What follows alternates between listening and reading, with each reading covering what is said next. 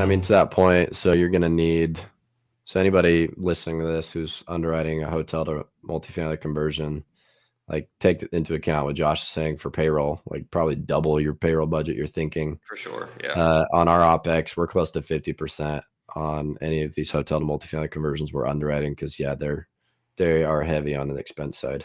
I would do it even heavier on your first year, your second year where you get more stable. All right, welcome Real Estate Hustlers podcast. I'm your host, Josh Appleman. Today we're joined with Mitchell Rice. Mitchell is principal at Elkstone Capital, an Idaho-born real estate private equity firm, 451 doors, around 45 million of assets under management.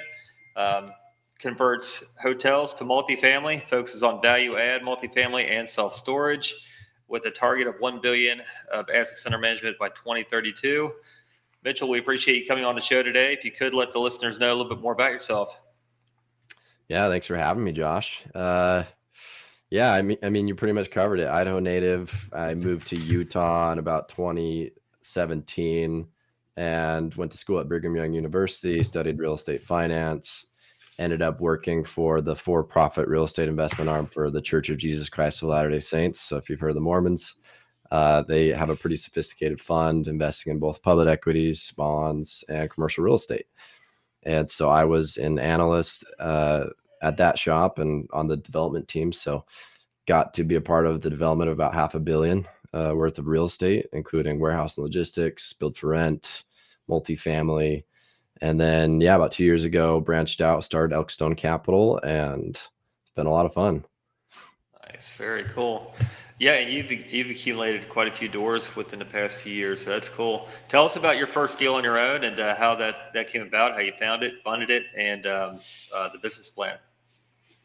Yeah, so the first deal was a co-GP with a group that I had done some intern work with many years ago. And they reached out to me while I was still in my church position. And, they had a deal in Tennessee, so 207 units, a suburb of Tennessee, value add, 1975 vintage. And they needed help on the raise. So they had already taken an extension. Earnest money had gone hard, and it was a pretty big chunk. My memory serves me right. It was around 200 to 300 grand worth of earnest money hard in the deal. And Damn. so I went to work and just started dialing the phones, making calls, and I was able to help get half of our equity stack on that deal. Got it. And those calls were from people that you had built relationships up through your previous career? No, because with my previous career, we actually didn't raise equity or debt. So It was all unlevered, and the cash was all internal. We did all cash deals with internal funds. So I kind of had to start from zero, and I started with my network first. And my goal was, or my strategy was, let's reach out to business owners, somebody who's ran, scaled, or exited a company. And that's what ended up working for that particular raise. So the church, is that from donations from these buy properties with cash via donations? A portion of it. Yep. Well, what's the other portion? I mean, it all goes back to donations. If you go back far enough, hundreds of years, Father Tanner or somebody give a good donation, and that started off the investment fund. And now they try to roll those funds back in and continue to recycle those funds. But yeah, also a portion of church donations goes towards the investments. That's interesting. That is there's a big play with being a charity and owning multifamily too. Definitely. That's a pretty good hedge. And part of the goal of the church with that is to have a reserve fund to operate the church for 10 years if crap really hit the fan. So if all inflows stopped coming in, continue to build church meeting houses, temples, fund missionary work worldwide. So that is what it comes down to, and that is the ultimate goal of the church and why they invest in cash flowing assets. Yeah, very cool. So, all right, your first deal out of the gates, you made the deal pretty much happen by raising the capital. Do you syndicate all your deals, or are you doing deals just solely on your own, or what does that look like? I love to co-GP. Yeah, the hotel conversion we recently did as well. It was a co-GP with a group named Hotel Shift. And then yeah, we're always actively underwriting our own deals. But I'd love to co-GP when I can. Get strengths that I don't have. Get a sponsor in the GP who has full cycle deals and just more experience because obviously we're very new. Get somebody who has good asset management experience. And I'm fine putting my ego aside and letting people know that yeah, I don't have 100% of the skill set to do this. And anybody who does jump into syndication, they'll learn that pretty quick. You cannot do this by yourself. You have to have a great team. I think if it's owner led, if the company's owner led, the success is it's so much greater odds because of the just the amount of involvement that an owner will give something versus passing the baton from one to the other. So, Yep. and I think that goes into your underwriting, and then your conversion strength is that you're leading the charge on what your underwriting is. You're not going to go and balloon it out, and then hopefully it works. Hopefully your property management company makes the dream come true. Tell us Right. about your underwriting and what that looks like. Well, yeah. So we hired a couple interns this year. So Morgan Menlove, Riley Curley, they've been awesome, and we underwrite multiple deals every week. So we actually just won LOI on a property in the Midwest, and it's taken us 5 months of underwriting weekly to get that deal. Um, it in an environment like this, we just have to make so many offers to get the pricing we need on a deal to make it pencil. Um, Preferably we want to buy something that above the cost of debt as far as the going in cap rate. So if I can buy institutional multifamily at a 6 cap right now, that makes me really excited. Hopefully it's the rents are below market. We can whether it needs a value add or it's a core deal. Like this deal we just won LOI on is a 2020 vintage, so it's brand new. It really doesn't need anything.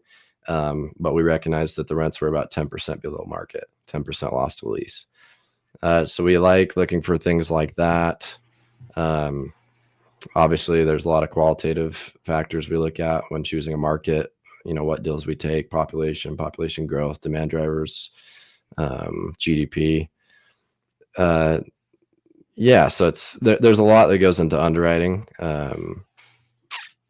Pulling rent comps, sale comps, understanding expenses. Getting a budget from a good property management company.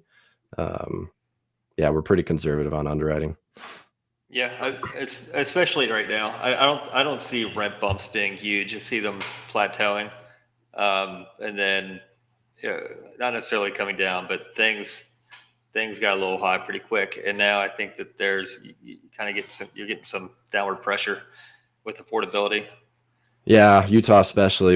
I've been trying to find a deal here because this is where a lot of our investor base is. So for the past 18 months, I've been trying to win a deal here and still haven't been able to. Everything's so expensive, and there was negative rent growth the last 2 quarters of last year. First quarter this year finally kind of started to break even again. So yeah, what I have noticed is it's very market specific. Some submarkets are still hot, some are very cold. So market does matter very much so. Yeah, yeah. As long as the market is steady, it's got steady Betty. I'm out of Cincinnati, Ohio, so this market's been steady Betty for years and years and years. Yeah, Fortune 500 companies, steady employment. It's just a good place to live. You don't have your erratic upswings or downswings like some of the Sunbelt cities do.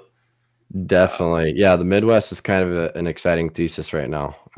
We've been looking over there at properties as well. So I think Detroit last year had some of the best rent growth in the nation. And when you think about a Detroit, Yeah, it's, as far as real estate goes, you kind of think of it as the armpit of the nation, but the Midwest is definitely making a comeback.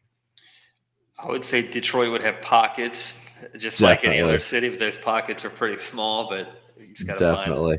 find the pocket. Yeah, Let's I'm not endorsing it by any means, but just making a point that yeah, it, it, it's making a comeback. Well, it's just like anywhere else, though. If you have a major employer that just shuts the doors, gets out of town, I mean, it's going to of course negatively impact the community, and that just happened a lot in Detroit. And Hmm.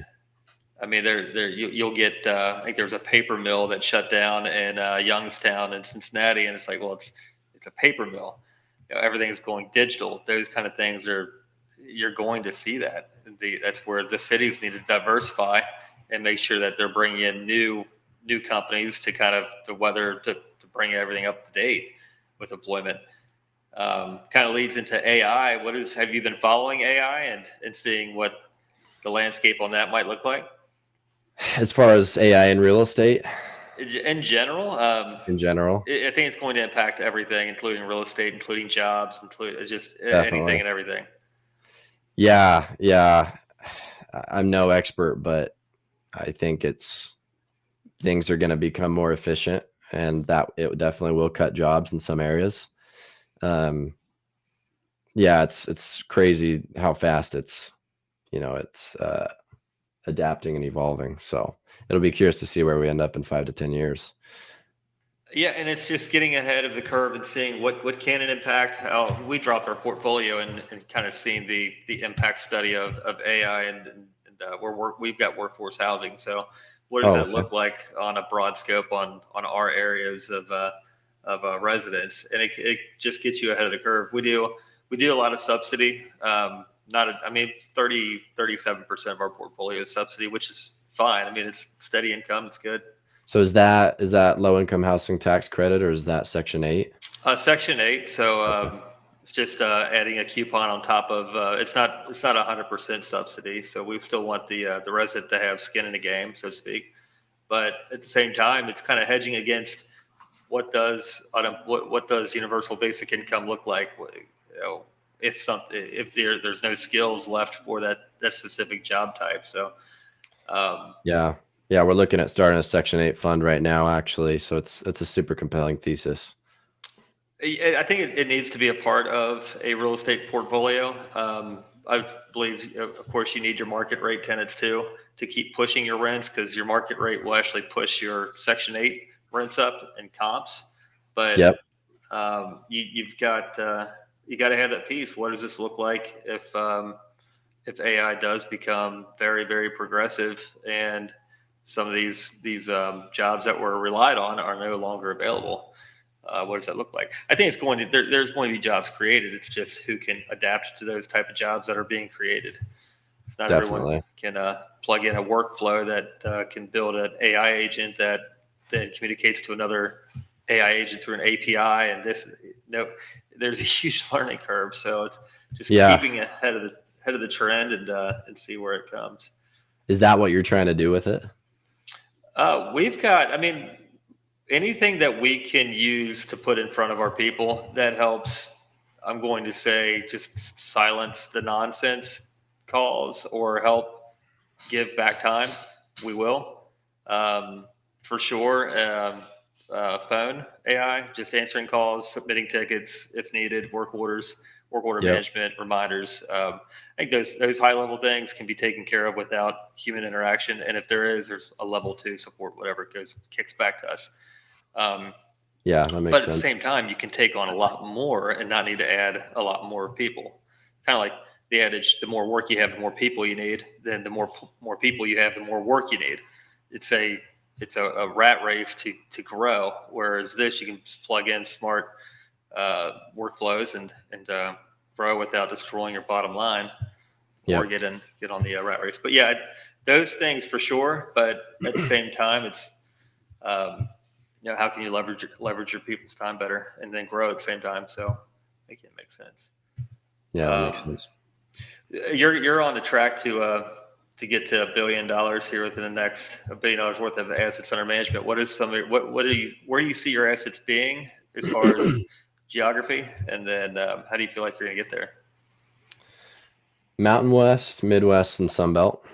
Right now, the particular areas of focus are Mountain West and Midwest. And how we're going to get there is just being disciplined, setting annual goals. So this year, the goal is to get to 1,000 doors. And the first 2 quarters have been slow, I'll say that. But like I said, we've got that 160 unit that we just won LOI on, working towards the PSA. Got another 70 unit development here in the Mountain West, and then that Section 8 funds looking at potentially another 80. So that'll get us to 320 more, hopefully by end of Q3 if we can capitalize all of it in the time frame we would hope. And then it's, then we're one deal away from that 1,000 number by end of year. So I think to hit a goal like that, it just comes down to discipline. It's making sure you're submitting enough offers each week, underwriting enough deals, relationshiping with brokers, and setting annual goals that also break down into monthly goals. I love the book, The 12-Week Year. I don't know if you've read that one, but his philosophy is there's actually 4 years in a year. If you break each quarter down and you pretend, you kind of psychologically trick your brain into thinking each quarter is its own year, and you can achieve almost as much in a quarter as a typical year if you set goals correctly. So I think that's one way I'm trying to hit that goal. Are you familiar with EOS? No, tell me. Entrepreneur. It's read the book Traction. Okay. And implementing EOS Entrepreneurial Operating System. Same exact thing. You just top down, setting your goals and then into daily tasks, and really helps engage your team. But EOS is used by some of your major companies. Look it up, but I could see you benefiting from that as well. It's what I use, and just hitting those quarterly rocks, targets, and setting those goals. It's definitely. if you can see it in your head, you can have it in your hand. So you got to see it first. Yeah, I'm a big believer of vision boards based on what you just said. I make a vision board every year, put it on the wall, and it really makes a difference when you see that every day. Yeah, I mean, it doesn't take much, but if you can see it and now you've got tangible evidence, you just got to go out and get it. It makes it work. So you all use third-party property management for your portfolio, is that correct? Correct. Got it. What do you look for in third party, and are you growing with the same company, or do you have to stand up with a new one every time you acquire a property? Yeah, every one of our deals so far are in different locations. So Tennessee, Texas, and Idaho. And then again, the next one's going to be in the Midwest. So hopefully we get to a point where, we're buying centralized in one location. We get some efficiencies there. But yeah, so far we've just had to create new relationships with third parties everywhere we go. Got it. And also a lot of the times our co-GPs have those relationships, which helps because, if I underwrite a deal in South Carolina that I really like, okay, who do I know? Who's a GP in South Carolina who operates boots on the ground in that market? Because we're in Utah. I'll call them up. Hey, have you seen this deal? Yeah, we have. We're going to offer on that as well. Okay, perfect. Let's go submit a joint offer. That's exactly how we got our last deal. Yeah. Hopefully that answers your question. Yeah, that makes sense. It can become very fragmented when you have a lot of different personalities operating in different styles, different systems that you log into just to get the same metric. Unless you back it up with these are our expectations, these are reports that we need. And I'm assuming they give you access to the systems that you log into. So you do. So you're also converting hotels into multifamily. Can you touch on that and what type of hotel assets you look for to convert? Yeah, so the last one we did didn't even have a flag on it. It was a non-brand hotel, and the owner was preparing it for a flagship. I believe it was going to be a Residence Inn at Red Roofs, and so it needed to be brought up to their spec level. So he went and put in about $2 million into the property, so about $10K per door. It was a 100-unit motel. And then he kind of ran out of money and got tired, and we found him, and we gave him some of the GP, negotiated a seller finance deal. So we carried half the financing. And we were pretty much able to take over a turnkey asset. Besides, we had to install a fire suppression system, which that's almost always one of the things you have to do with a conversion like this. What's up, Nate? I just saw Nathan Bird's message. And then a couple other code items with the city. We had so the balcony railings were spaced too far apart. So to overcome that, we just came in and we welded in additional spindles in between each. and it ended up being a really simple fix. So yeah, what we look for in conversions, often those are the projects. It's you have to install fire sprinklers. A lot of the times when you convert an asset, you're going to have to individually sub meter. So usually it's on one master meter, and almost every jurisdiction I've talked to, the city wants it to be individually metered. Why is that? That is a great question. I actually don't know the answer. Because I don't know that it would make sense for like to the city or not, whether it's as long as the bill gets paid. Yeah, I wonder if it comes down to like fair billing rights with water, and it's easier for them to see and to know that tenants are being billed fairly. I'm Maybe not it's sure. transparency. But yeah, it's a good question, but that's been a reoccurring theme from what I've seen. Yeah, because the property we were talking about before, it's 144 unit. It's all master metered, so we bill back, set them out each month, just help cover the utility expense. That's great. And the city was fine with the master meter? It's already master metered, so it's not really even a question we asked, and not Good for planning on you. Good asking. for you. There you go. For some reason, that's come up in all of our conversations with cities. So maybe I should just try to avoid Well, and bringing that even one up. our multifamily, everything's master metered with water, sanitary, of course, and sewer. But of course, all the units are individually metered for electric. Is that what you're referring to as electric being sub-metered? Yes. I mean, Okay. yes. It's sorry, I must have said water. It's typically more so electrical. Usually I've asked both, and electrical is the one that matters, not water. Got it. Yeah, that could be a huge undertaking, just getting sub-meters on every unit too. Yeah, it's expensive. So, Yeah. and then other things are like, do you want to find a hotel that isn't an extended stay brand, and go through the hassle of putting in the kitchenettes and plumbing the units, or do you want to just find one that's already extended stay? So those are a lot easier.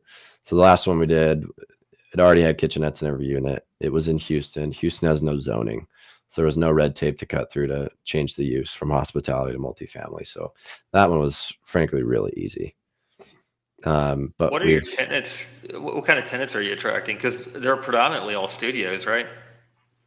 every one of those units is a studio. Yep. And they're Those are small. tough. They're like Those, 300 square feet, yeah, 350 they're square tough feet. to stay leased up. You have constant churn.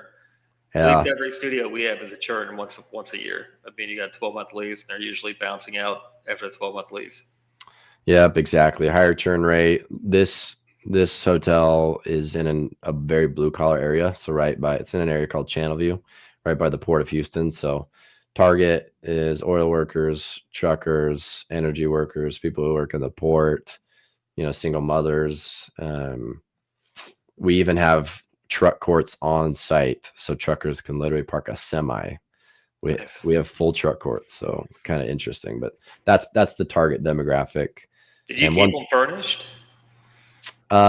yes, we're charging a premium for furnished. Yeah. They came furnished, when we purchased Right. it, like I said, because the owner had just done all that work to put the flag on it, so they were ready to go. So we're assuming, the furnishings burn off here in 2 or 3 years, and then they'll all be unfurnished when that Yeah. stuff is trashed. But you'll get 1.5 times market rent on the furnished. You should be, right? If it's 1,000, you're getting Yeah, 1,500. I think in our pro forma, in our starting rent, we're advertising right now $750 plus $150 utility package fee, and then if it's furnished, then we can charge a couple of hundred extra bucks. Yeah, I think you're leaving money on the table. Probably. I think once we're not fully stabilized on that one, so once we get there, I think we'll start getting more aggressive. My experience so far is that we're never going to be stabilized, and that's driving me nuts. Really? Yeah, it's just, I mean, we're getting leases. They're 3 to 6 month leases, but now we've got to constantly lease and lease and lease. It's still Yeah. operating as a hotel on one end to fill the gap, but I mean, it's 144 units of a lot of traveling nurses, a lot of GE interns, a lot of students, a lot of business travelers they're on leases, but the leases come to an end 3 or 4 months, 6 months, and then you just got to keep leasing them up. Yep. You should look into cosign. Have you heard of cosign? I've So not. they're a lease guarantor. We just partnered with them. So tenants who don't qualify for the income qualifications or credit qualifications for the property can go to cosign. They'll pay them a premium. Cosign's backed by these big insurance cos, and they will sign on the lease for that person. And then if the tenant defaults, we start the eviction process. And we have so many months based on how much premium the tenant had paid, where cosign is paying on the lease Okay. while we're doing the eviction. So yeah, our experience has been similar to yours. Leasing velocity had been slow, so we just partnered with them. So we're hoping that you wouldn't want to do that with your entire mix, obviously, because Yeah. naturally you are going to get a higher percentage of defaults if you did that with your entire unit mix. So, but 20% of your unit mix, and able to lease those units up quickly because it's so hard for folks with bad credit or low income to find a roof over their heads. Yeah, So that's we one you use could look into. Obligo out of Appfolio. We use them. Of course, they're to guarantee the deposit. If they damage anything, or like you said, just break their lease. But we'll look Mm-hmm. into cosign. I think it's more of there's definitely a need for the midterm housing, extended stay type of deal. There's definitely a huge need. It's a totally different type of marketing though, versus what the rest of our company's set up to do. And we've got a great base on lead flow coming in, but it's just the operations are so much heavier versus your apartment communities. Yep, So it could definitely. possibly be That's our, the struggle. yeah, I mean, we haven't sold anything in our portfolio, so this could be the first property we're going to sell next year. It's going to be a Yeah. nice property for sure, but it's just operations are so heavy. Was So yours a heavy renovation to get it converted? they just the ownership group before us, and then I think before them, just totally ran property into ground. So just total negligence on anything maintenance related.